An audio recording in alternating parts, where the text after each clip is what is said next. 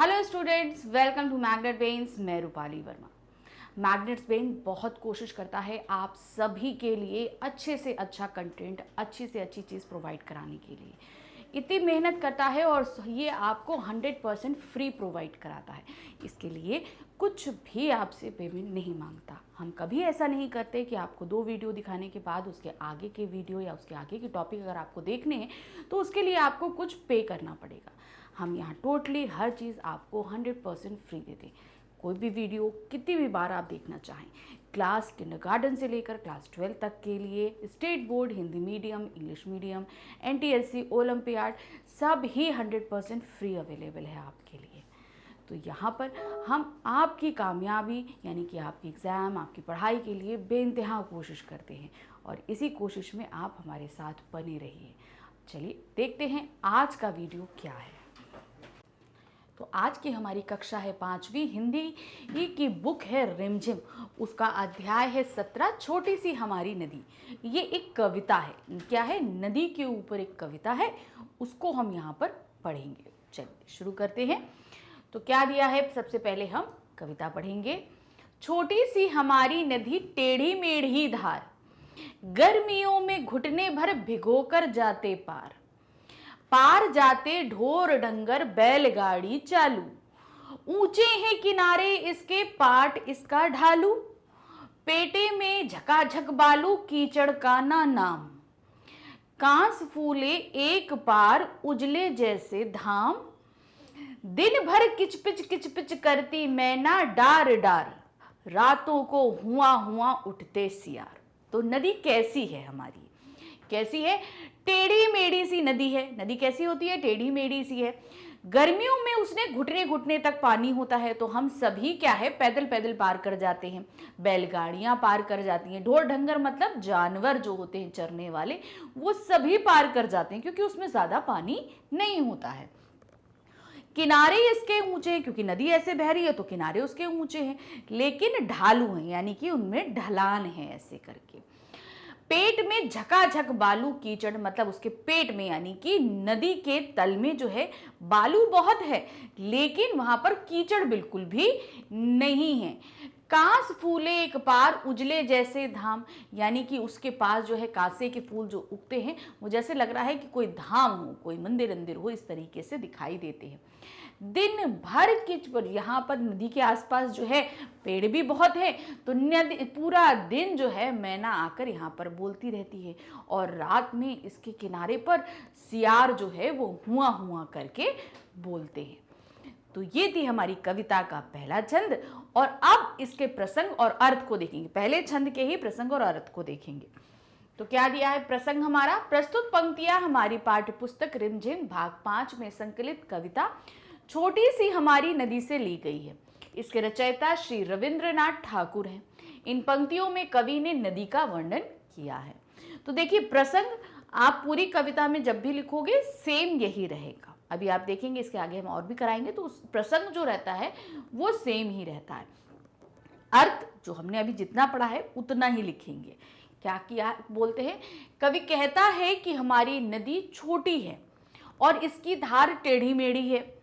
गर्मी के दिनों में इसमें घुटने भर तक पानी होता है, अतः इसे पार करना सबके लिए आसान होता है, चाहे वह आदमी हो या जानवर या बैलगाड़ी। इस नदी के किनारे ऊंचे हैं, इसके पाट ढालू है। ढालू का तात्पर्य है ढलान से यहाँ पर, किंतु इसकी तली में बालू कीचड़ का नामो निशान नहीं है।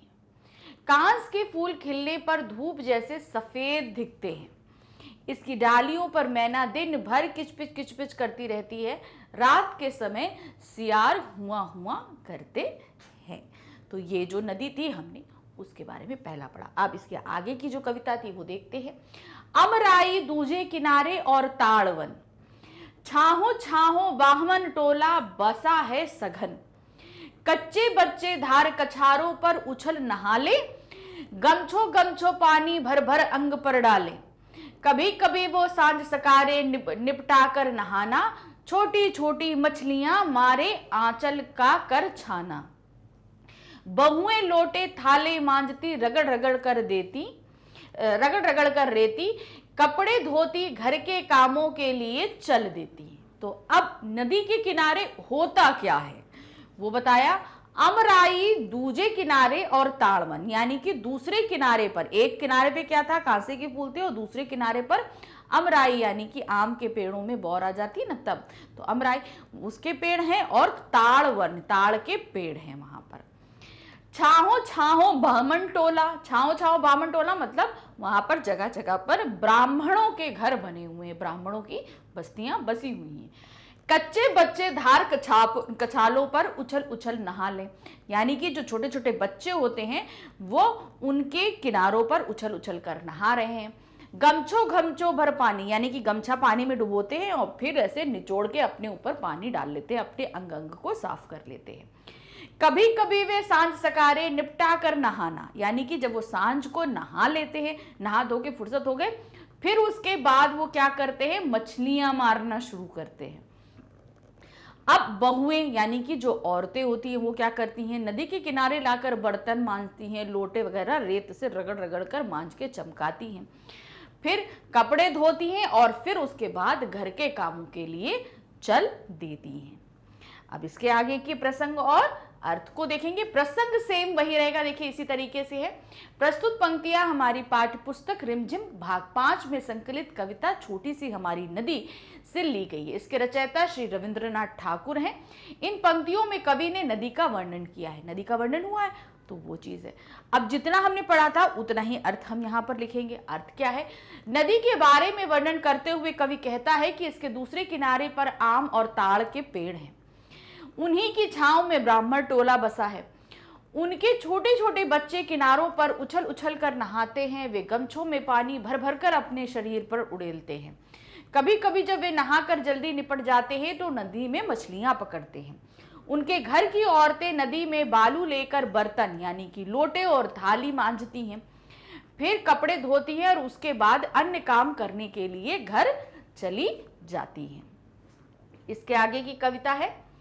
जैसे ही आषाढ़ बरसता भर नदियां उतराती, मत वाली सी छूटी चलती तेज धार दन्नाती, वेग और कलकल के मारे उठता है कोलाहल, गंदले जल में घिरनी भंवरी भंवराती हैं चंचल, दोनों पारों के वन वन में मच जाता रोला, वर्षा के उत्सव में सारा जग उठता टोला। तो अब क्या, अभी तो हम लोगों ने गर्मियों में देखा, अब बरसात के मौसम में क्या होता है, यानी कि जब आषाढ़ का मौसम आता है तो खूब बारिश होती है और उस समय नदियां उतराती यानी कि नदियां खूब भर जाती हैं। मत वाली सी छूटती तेज धार दन्नाती, यानी कि वो जो अभी जिसमें घुटनों घुट पानी था अब वो बहुत तेजी से वेग से दन्नाती हुई मतलब धड़ धड़ धड़ धड़ करती हुई बहती चली जा रही है। वेग यानी कि तेजी है और कल कल के मारे उसमें अब इतनी तेजी और जो कल कल करके बह रही है उसमें से बहुत सारा शोर उठता है। गंदले जल में घिरनी भंवरी भन्नाती चंचल, अब जब क्या है, अब पानी में इतना वेग है कि वो गंदला गया है, मतलब अभी तक जो साफ पानी दिख रहा था वो थोड़ा सा गंदा गंदा दिखने लगा है, क्योंकि साथ साथ बहुत तेजी से मिट्टी लेके आ रहा है और बालू लेके आ रहा है तो उसमें गंदला पानी दिख रहा है। अब इतनी तेज बहने से उसमें भंवर उठते हैं, मतलब ऐसे ऐसे पानी ऐसे ऐसे घूटते रहते हैं ना, तो वो भंवर उसमें उठते हैं। दोनों पारों के वन में मच जाता रोला, यानी कि दोनों पार के जो वन हैं उनमें बहुत ही ज्यादा उत्तेजना आ जाती है और चारों तरफ वर्षा का उत्सव मनने लगता है। लिखी कविता किसने है, रविंद्रनाथ ठाकुर जी ने लिखी है। अब इतने का अर्थ देखिए क्या होगा।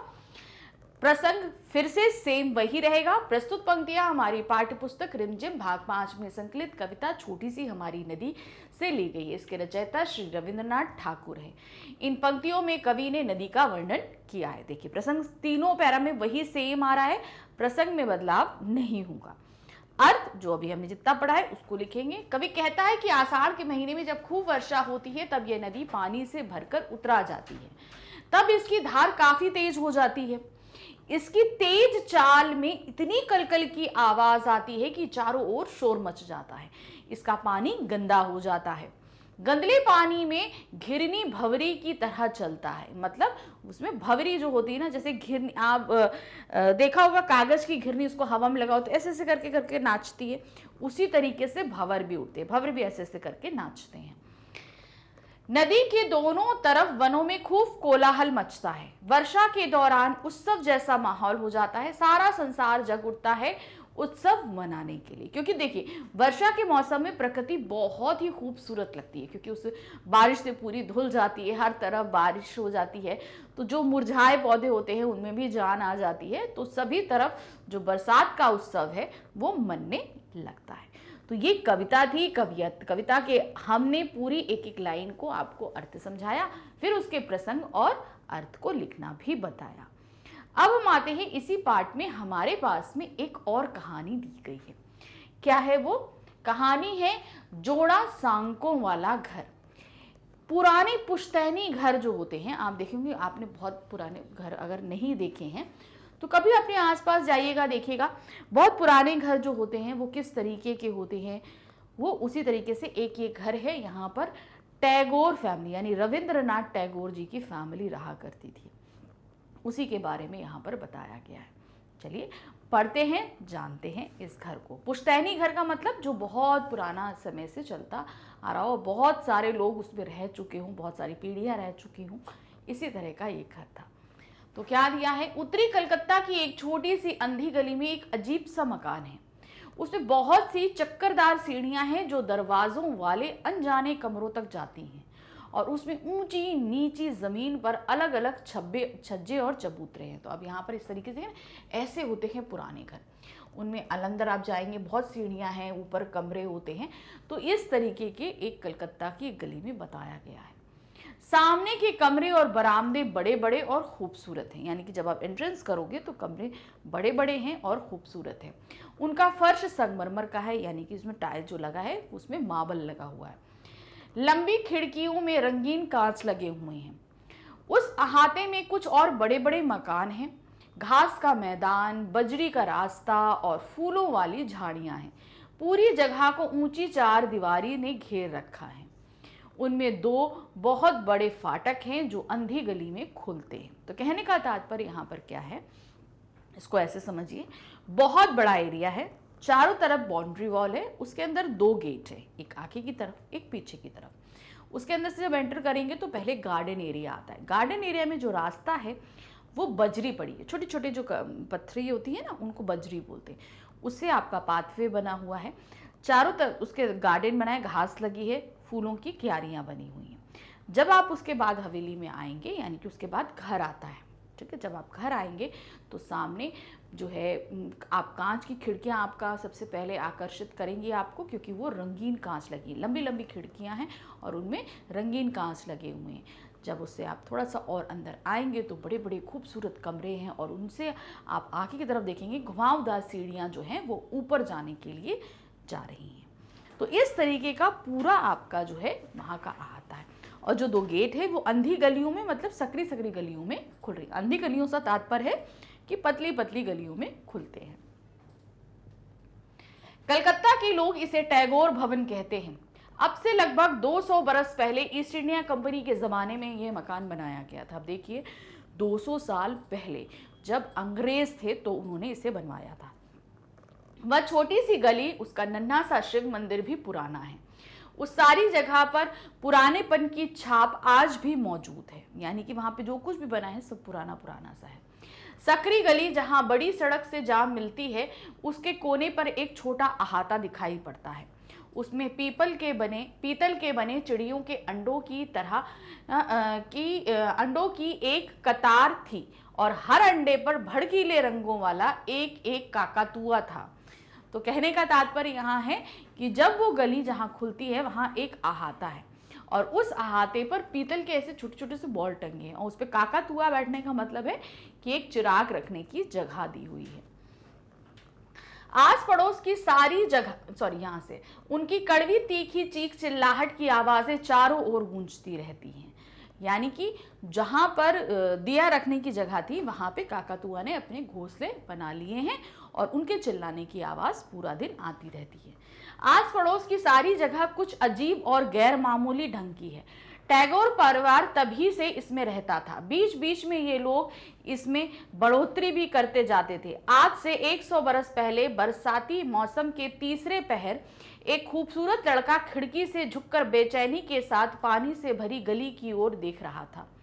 उसने मामूली सूती कपड़े और सस्ते स्लीपरों की जोड़ी पहन रखी थी। तो अब इन्होंने बताया कि जो टैगोर फैमिली थी वो यहाँ रहती थी और जो है जहाँ ज़रूरत पड़ती थी वहाँ पे थोड़ा सा और रेनोवेशन करा दिया जाता था और कुछ चीज़ें बना दी जाती थी।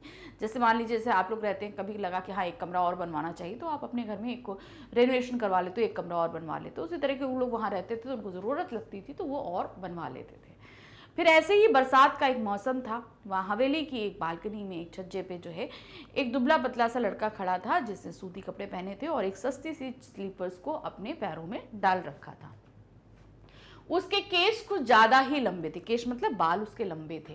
वह ऐसा लग रहा था जैसे कितने ही दिनों से उसकी हजामत ना हुई हो, मतलब उसके बाल नहीं काटे गए हों, ऐसा कुछ लग रहा था। कुछ लोगों का कहना था कि वह लड़की जैसा दिखता था। एक बार उसके स्कूल के एक साथी ने यह अफवाह फैला दी कि वह सचमुच एक लड़की ही है जो लड़कों जैसे कपड़े पहनती है। तो उसके जो मित्र थे उन्होंने ये अफवाह फैला दी कि ये जो है एक लड़की है जो लड़कों जैसे कपड़े पहन के प्रिटेंड करती है कि हम लड़का है। इस बात को साबित करने के लिए उसके साथियों ने उसे चाय पीने के लिए बुलाया। उन लोगों ने उसे एक ऊंचे बेंच पर से कूदने को मजबूर किया क्योंकि उनका ख्याल था कि लड़कियां नीचे उतरते समय पहले बायां पैर उठाती हैं। वह कूद तो गया लेकिन कुछ दिनों बाद तक उसे उस चाय पार्टी के बारे में कोई संदेह नहीं हुआ।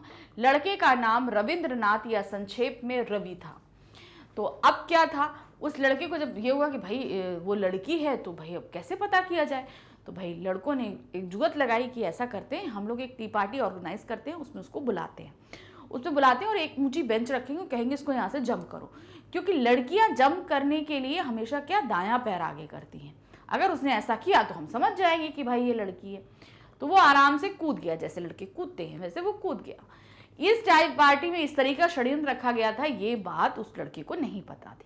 तो वो लड़का कौन था जिसके बारे में अफवाह फैली थी, वो थे रविंद्रनाथ टैगोर खुद, या संक्षेप में उनका नाम क्या था, रवि।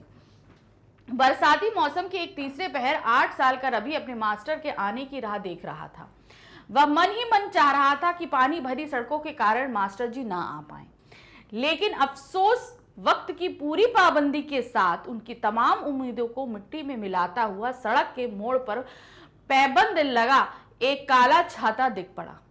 अब अपनी किताबें लेकर नीचे के एक मंदिम रोशनी वाले कमरे में जा बैठने के सिवा और कोई उपाय नहीं था। यानी कि जैसे बारिश होती है, आप सभी मनाते हो यार आज रेनी डे हो जाए, स्कूल बंद हो जाए, उसी तरीके से रवि जो है एक दिन ऐसे ही बारिश खूब हो रही थी और छज्जे पे खड़ा हुआ वो सोच रहा था कि उसके अध्यापक ना आए, मतलब उसको पढ़ाने के लिए घर पे आते थे, तो आज ना आए मना रहे थे, लेकिन उसकी सारी उम्मीदों पे पानी फट जाता है। उधर से वो मास्टर जी छाता लगाए चले आ रहे हैं, देख लेता है। अब उसके पास कोई चारा नहीं था, कॉपी किताबें लेकर एक धीमी रोशनी जलते हुए कमरे में उसे जाकर बैठना पड़ा जहां मास्टर उनको पढ़ाते। उसकी आंखें नींद से बोझिल हो रही थी, लेकिन रात में देर तक पढ़ना था, अंग्रेजी, गणित, विज्ञान, इतिहास, भूगोल, यहाँ तक कि आदमी के शरीर की हड्डियों की जानकारी पाने के लिए उसे एक नर कंकाल को भी हाथ लगाना पड़ता था। ये अजीब सी बात थी कि मास्टर जी के जाते ही उसकी आंखों की नींद गायब हो गई। अब जब पढ़ने का समय था, मास्टर साहब आ रहे थे, तो क्या हुआ, उसको बहुत नींद आ रही थी क्योंकि उसे सारे सब्जेक्ट पढ़ने थे और साथ ही एक एक्चुअल कंकाल को भी उसे हाथ लगाना था कि हड्डियों को समझने के लिए। मास्टर जी जब तक थे तब तक उसकी आंखों में नींद थी, लेकिन जैसे ही मास्टर जी पढ़ा के गए उसकी आंखों की नींद भी सारी गायब हो गई। जैसे होता है पढ़ते समय नींद भी आती है, भूख भी लगती है, प्यास भी लगती है, वॉशरूम भी जाना है, सब कुछ होता है, आप लोग के साथ भी होता है, तो वो उसके साथ भी हो रहा था। फिर उस जमाने में बिजली की बत्तियां नहीं थी, यानी कि जो लाइट हम लोग जैसे बल्ब जलाते हैं ना, इस तरीके की नहीं थी। यहाँ तक कि गैस रोशनी का भी ज्यादा चलन नहीं था। यानी आपने देखा होगा, कभी नहीं देखा हो तो मम्मी पापा से पूछिएगा, छोटा सा एक सिलेंडर होता था, उसके ऊपर पेट्रोमैक्स लगाया जाता था, तो वो पेट्रोमैक्स जलाने यानी कि उसको गैस की बत्ती कहते थे, उसका भी चलन नहीं था। वो पूरा जो होता था उसको बोला जाता था पेट्रोमैक्स, वो भी उस समय नहीं था। पानी के नल का भी कोई पता नहीं था, यानी कि नल से पानी भी नहीं आता था, तब नल नहीं था, आपको कुएं पे जाना पड़ता था। नीचे के एक अंधेरे कमरे में जहां सूरज की रोशनी नहीं पहुंचती थी, मिट्टी के घड़ों में भरकर साल भर के लिए पीने का पानी इकट्ठा किया जाता था। यानी कि बिल्कुल अंधेरे कमरे में साल भर का पानी मिट्टी के घड़ों में एकत्र होता था। नन्हा रवि जब कभी उस कमरे में झांकता, उसका बदन सिहर उठता, लेकिन घर वालों को नदी का भरपूर पानी मिल जाता था। अंधेरा कमरा था एकदम, वहां कुछ रोशनी नहीं, कुछ नहीं। अब वहां भाई बच्चा देखेगा तो डर जाएगा, लेकिन वहां पर पूरे साल भर का पानी एकत्र होता था, क्योंकि सीधे गंगा से नहर खोदकर पिछवाड़े के बगीचे और अहाते में लाई गई थी। गंगा के से ही एक पैलन नदी नहर खोदी गई थी, जो उस टैगोर भवन तक के पीछे में आई थी। जब बाढ़ का पानी चढ़ आता तो रवि बड़े अचरज और बड़ी खुशी से कल कल छल छल करती नदी के पानी को देखा करता, जो सूरज की किरणों में रोशनी लेकर चमक चमक उठता था। तो अब क्या हुआ कि भाई नहर, गंगा नदी से नहर खोदी गई थी पीछे तक। अब जब गंगा नदी का पानी भरेगा तो नहर में भी खूब पानी तेजी से आएगा। तो क्या होता था, बारिश में जब पानी बहुत तेजी से आता था तो उसको देखकर वो बहुत इंजॉय करता था, क्योंकि पानी बहुत तेजी से आता था उसमें और वो बहुत ही आवाज करता हुआ बहुत ही अच्छा लगता था।